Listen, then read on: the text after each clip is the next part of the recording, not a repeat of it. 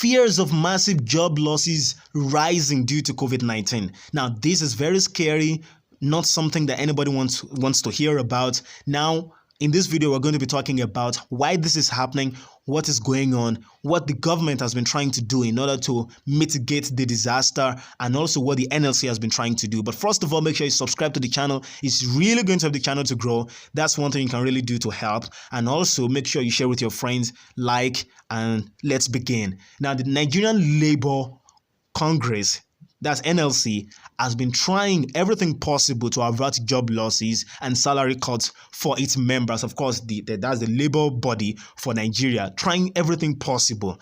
And honestly, it's one of the reasons why they actually wrote the president during the lockdown that the president enforced, so that the president would not extend the lockdown unnecessarily anymore. Because as much as we want to save lives, there are countervailing interest on the other side, because people's livelihoods are going to be destroyed when they lose their jobs. People won't be able to send their kids to school anymore. People won't be able to feed their families as they would want to. Some people are going to become completely destitute. That's the reason. Workers are going to lose their jobs. All sorts of things are going to happen. So that's exactly the reason why labor has been clamoring that people should open up. Like the economy should open up, because the economy is the backbone for the payment of the salaries of the workers. You have to understand that government doesn't really make money on its own. Government makes money through Through taxes. That's basically the main thing that government makes money through. It is basically taxes, and taxes. Now, I understand we have crude oil and all of that, but it is basically taxes. That's exactly what it is. Now, if you are making money from taxes and there is no tax base that is effective, which of course are the different industries in Nigeria that will be paying the taxes, the corporate taxes, the individual taxes, all sorts of taxes like that. If people lose their jobs, there won't be a tax base. So the government won't even be able to pay those people who are in the government sector, those people who are in the public sector, those people in the civil service.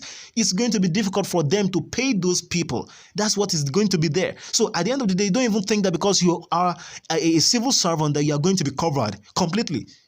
If this thing breaks down, if the economy breaks down completely, it is not going to be safe for even the civil servants. That's how it is. So the NLC knew that, and that is why they have been trying to do everything possible to mitigate this disaster.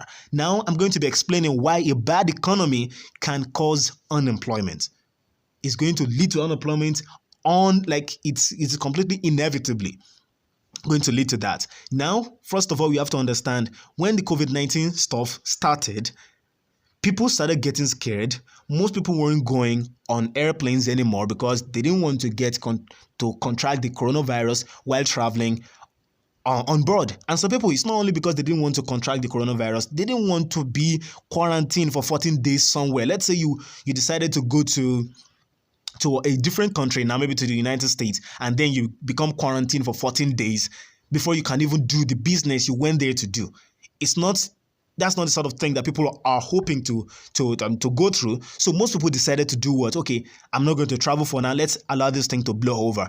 But if people aren't traveling as much as possible, both on airplanes and on cruise ships and on just regular transports all around, what happens? There's going to be a low demand in the transport industry. So less people are trying to go for transport or to transport themselves. If there's less people interested in transport, it means there's going to be less demand for oil, because you run these planes with oil.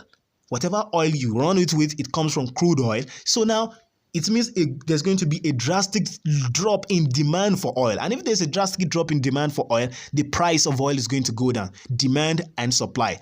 These things balance out. The price is going to go down, because that's the only way for you to make sure that you keep selling what you have.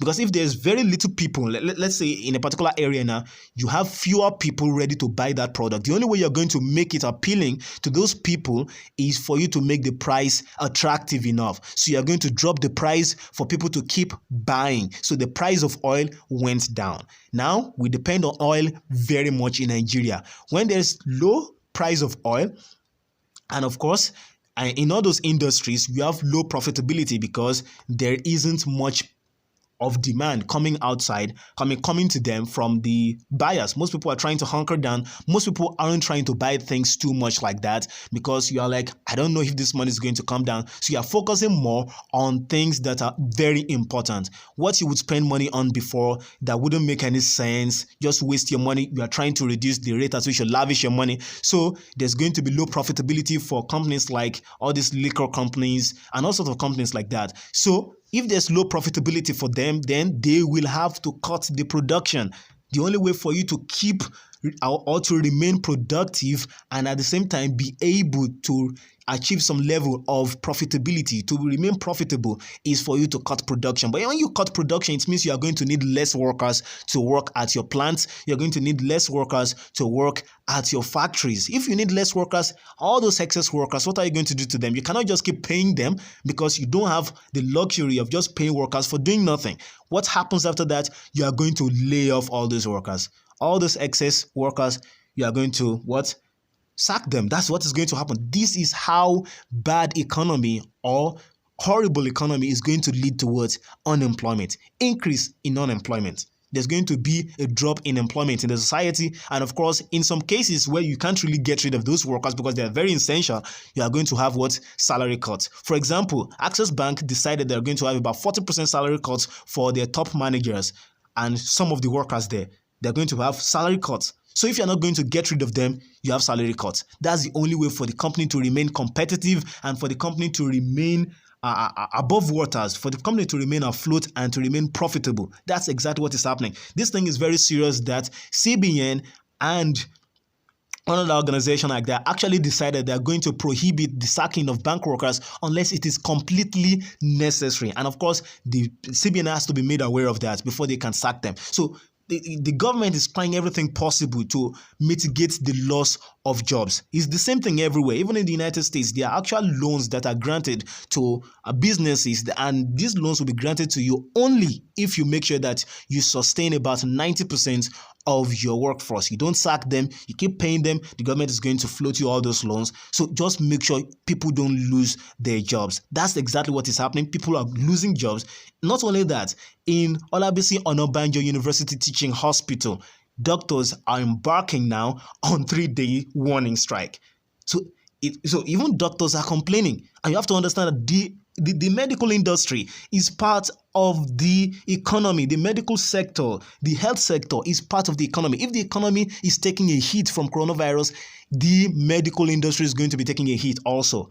That's exactly what is happening. Again, you have to look at it from this aspect. So many of the people who go there for all these very important surgeries, many of them won't want to go to the hospitals right now because they are scared of getting additional problems to their own problems.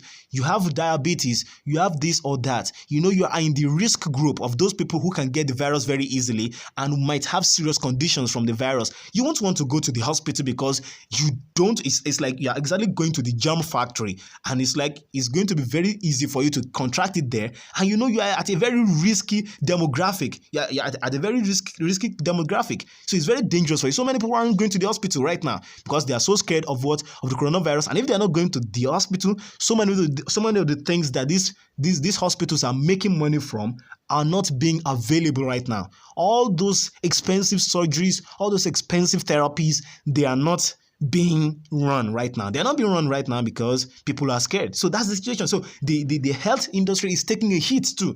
Of course, in this particular case, it's the government that is going to take charge of it. But when the economy is taking a hit, the government itself is going to be taking a hit, especially when the oil price is completely collapsed. So that's the situation on ground. And of course, another place, American University of Nigeria, sacks 400 staff members. This thing is very serious. You have to take it seriously. 400 staff members. Of course, that is owned by Atiku, and mainly to remain afloat. This is it. It's not because some companies are trying to be wicked. It's not because some companies are trying to be evil or whatever.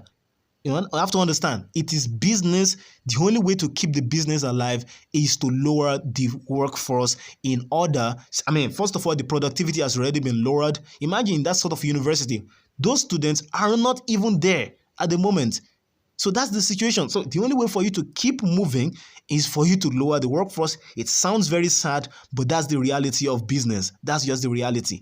So, and if you are thinking that you are going to focus completely on the government, again, I said it 1,000 times, the government depends on the private industry like in a large way. That's just the way it is. And of course, even in the government jobs are facing serious problems too. You have to understand that even government jobs are facing serious problems. Because you are in the civil service doesn't mean that your job is even safe. Again, Buhari now approved merger and scrapping of agencies, some federal agencies, to save cost. Now, what do you think is going to happen if the agency where you work is being scrapped or is being merged with another industry or which is being merged with another agency? Some people are definitely going to lose their jobs because some people are going to be seen as being redundant. Some people are going to be seen as being unproductive workers. A lot of things are going to happen. Again, they said it's to save costs. What is the fastest way to save costs? They're going to start retrenching people. So, see, it's very serious. This thing is affecting everybody across the board. It's affecting everybody across the board. Again, there have been projections that we may remain in a recession for the next 1 to 2 years in Nigeria. That's the situation on ground. But again, on the bright side, shrinking the federal government is a way to shrink the powers of the federal government. It's a way to do that. It's a way to return power in a particular sense to the states. It's a way to return power in a particular sense to the localities. It's a way to return to a semblance of true form of federalism. In a way, that's the way it is. And of course, there's just one thing there. Now, all these things, like I said before, it's completely unavoidable because of the drop in oil price. That's just it. It's because of that. That's why all these things are happening. It's like that's one of the main things, because our main revenue comes from the oil sector. That's just the way things are. So anyway, thank you very much for listening. Thank you very much for watching. I'll be seeing you guys in the next video, but make sure you subscribe to the channel. Please, please, please. It's really going to help the channel to grow. And I'll be seeing you guys in the next video.